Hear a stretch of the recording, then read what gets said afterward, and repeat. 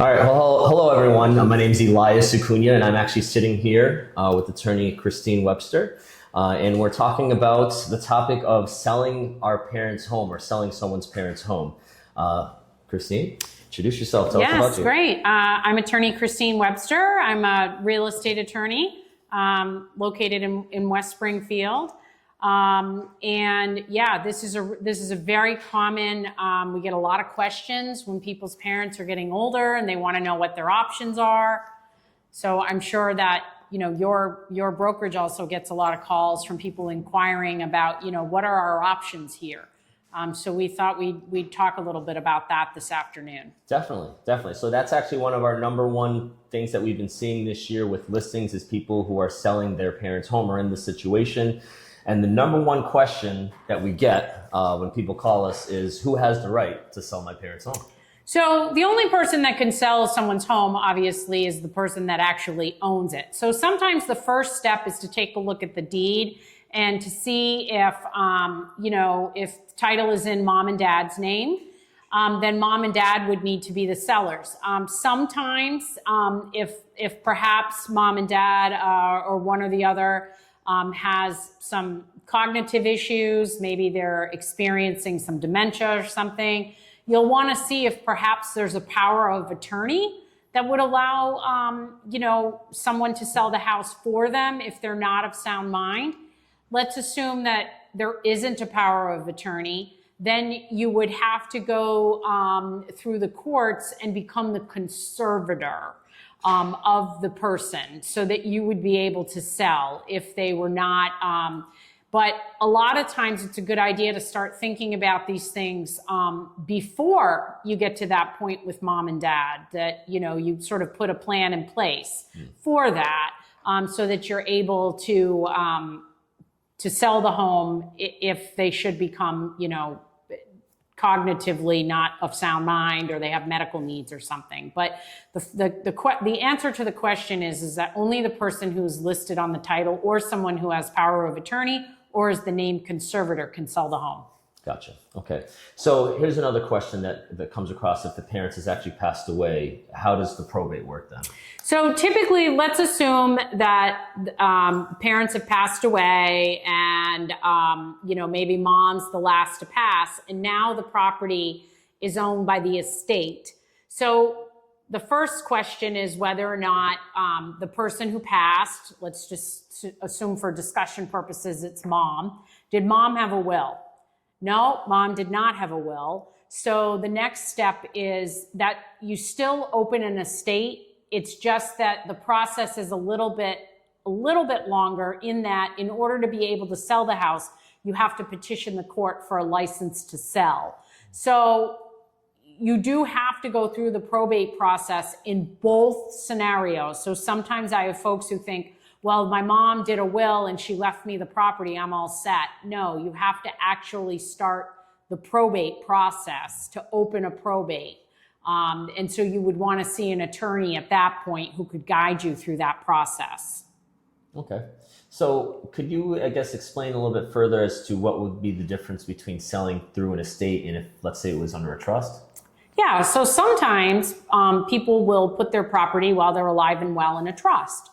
And basically, they are conveying the property into a trust, and there's a trustee of the trust. So that's the person in whom the title would vest. So for example, if I were to put the Christine Webster Real Estate Trust and I, Christine Webster, am the trustee, then I would sell. If I were to pass away, I would avoid probate, and the person who's named in the trust as the successor trustee, so like if I were to name one of my children as the successor trustee, they would then sell.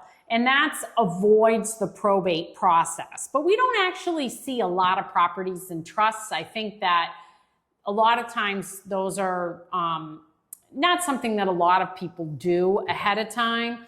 But if it is in a trust, then there are ways that we deal with. But it's very important to make sure that if it is, that you have the trust paperwork.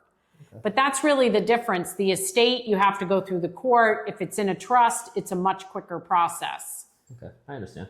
All right. So what if the property still has a mortgage or a reverse mortgage on it? Yeah. So one of the things is if the property has a mortgage on it, I always encourage people not to mention to the mortgage company that like mom has died, because sometimes the mortgage companies will force you to open up an estate just to get a payoff. And I hate that.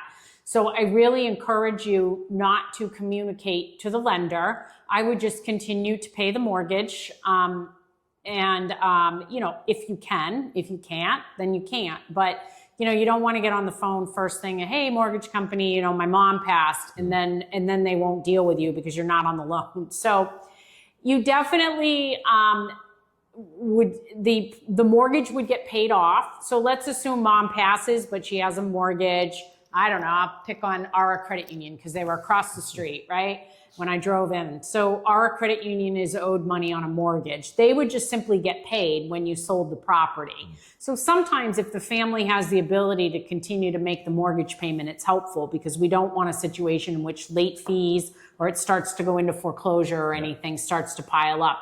Same thing with a reverse mortgage. The only thing is a reverse mortgage is basically, and we see these a lot of times where folks want to age in place and they want to stay in the home. Maybe the house is paid off. So they take a mortgage out where they don't have any actual mortgage payments. So the interest just kind of accrues. So it's always really important to get a sense for what's owed on the reverse mortgage before listing any properties or sort of running with that. So now that property values have really gone up substantially over the last few years, it's very rare where we have a situation where we don't have enough proceeds to pay off the house with a reverse mortgage. But I used to see that quite often.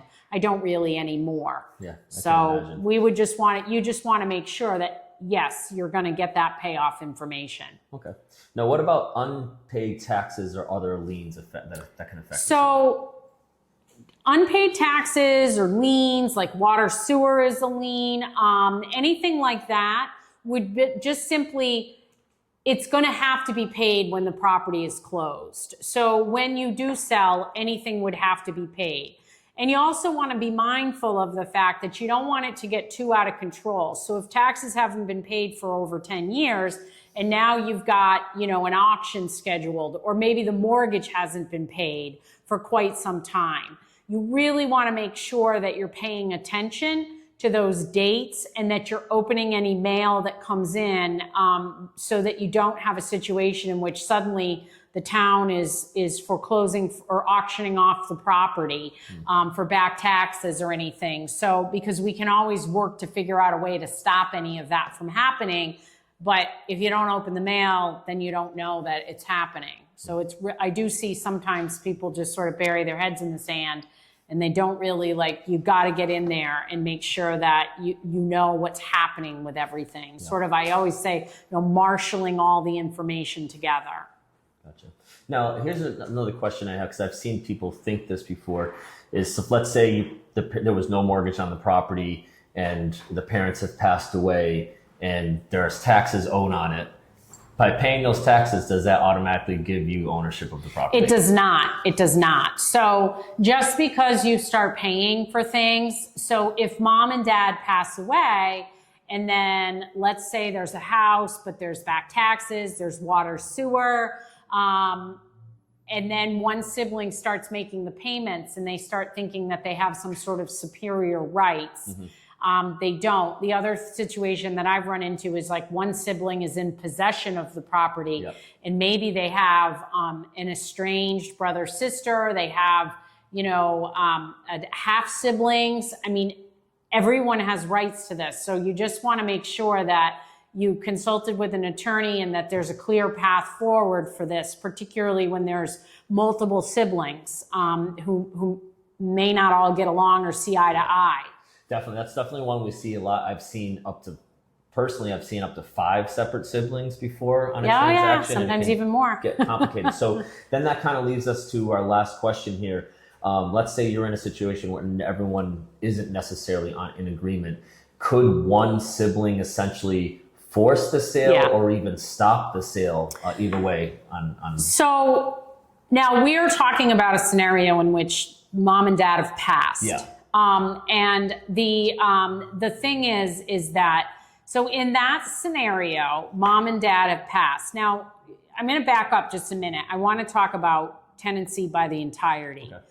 And the reason is that's important is because sometimes people might have children from other marriages, or they think. So sometimes what we have in a scenario is mom owns house with stepdad. Stepdad dies first. Mm-hmm. Mom and stepdad own the property as tenants by the entirety, which means that stepdad's interest automatically passed 100% to mom. When mom dies, it goes to her heirs. So if stepdad had children, they don't take. Gotcha. Because they were not the legal heirs of mom. Yep. So then we have a scenario, and that's important because sometimes people don't understand that. And they'll say, what my dad added, it was my dad's house, and then he added his new wife to it. Yeah. New wife takes and her children take. Yeah. So, you got to be really careful of that scenario. Don't run in there and just assume. You want to consult with an attorney. But let's assume that mom dies. There's multiple children, some of whom are speaking to some, and not everyone's on the same page. Yeah. So now we have a scenario in which, as of the date of mom's death, title actually vests in the heirs. But that doesn't mean you still have to go through probate to have it actually legally in them, but but the heirs. So therefore, whenever you have a dispute amongst people and they're not husband and wife, where you'd go into the divorce court, and as part of a divorce, the court would decide who sells and who gets what. You have to bring what's called an action in equity, and it's called a petition to partition. And it's a very expensive, time-consuming process. So I usually say it really should be something that you do as a last resort. But basically, what you're going in to ask the court is, hey, judge, I want to sell the house, and I own it in common with my brother who doesn't want to sell, but I want my share of the equity. The court, so basically brother and sister sort of sue each other, and then the court would decide to award, they would appoint a special master who auctions the house or orders it sold, through the real estate company. It's expensive. It's not a good idea to do it. We don't see a lot of them because usually people come to their common senses and realize, like, hey, we should work this out, because otherwise all of this is going to get eaten up in fees and the commissioner that gets appointed. So, but that's really your only option. So this is one of the reasons that it's really important that if you're alive and well now, and mom and dad are alive and well now, make sure that they have a will in place so that these scenarios do not happen. If mom and dad are getting older, if they see an estate planning attorney, they'll always have them do a will, and they'll have them do a power of attorney. Yeah. And that power of attorney is a very powerful document because it allows somebody to actually act for them. So I always caution people, whoever you're going to name as your power of attorney, think very carefully about that. So if you've got, two children, sometimes you can have them both where they have to act together so that one wouldn't be able to force out the other. But if there's a dispute, they have to go into court again. So really proper planning is really important, but a lot of times the reality is we all think we're going to live forever, so we don't do any of this planning. And then we kind of have to deal with what's happening as it happens. So I think, making sure that you're reaching out to proper professionals who can review the deed, let you know before you do anything who's on the title and who has the authority to act to do this in terms of trying to list the property. Sounds about right to me. Well, I think you answered most of my questions, or everything I needed to know today. So I want to say thank you again for joining us. Absolutely, anytime. And so, thank you again to Christine Webster. And if you guys have any additional questions or want to reach out to us, feel free to reach out to me, Elias Acuna.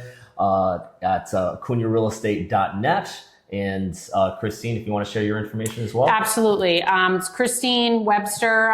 Like I said, I'm located in West Springfield, and email is always the easiest for me. Real simple email, cwebster@christinewebster.com. All right, cool. We'll go ahead and we'll share that on the screen for you Okay. guys. And hopefully we'll be seeing you guys soon. Thanks. Take care.